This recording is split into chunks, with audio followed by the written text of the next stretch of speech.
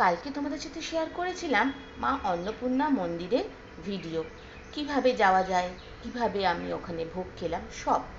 আজকে তোমাদের শেয়ার করব কি কি ভোগে আমরা খেয়েছিলাম। আর মা অন্নপূর্ণার ভোগ মানে কিন্তু অমৃত সমান।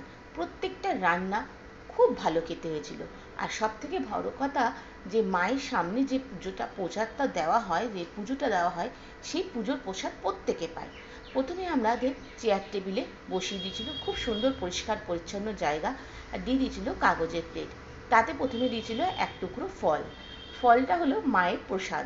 তারপরে দিয়ে দিয়েছিল এক চামচ পোলাও আর দুটো আলু ভাজা, এটা মায়ের সামনের পুজোর প্রসাদ। তারপরে দিয়ে দিয়েছিল গরম গরম ভাত আর শুক্তো, অসাধারণ খেতে ছিল। এরপরে দিল ডাল, প্রত্যেকটা রান্না কিন্তু একদম গরম। মুগ ডাল ছিল, এটাও ভীষণ ভালো ছিল।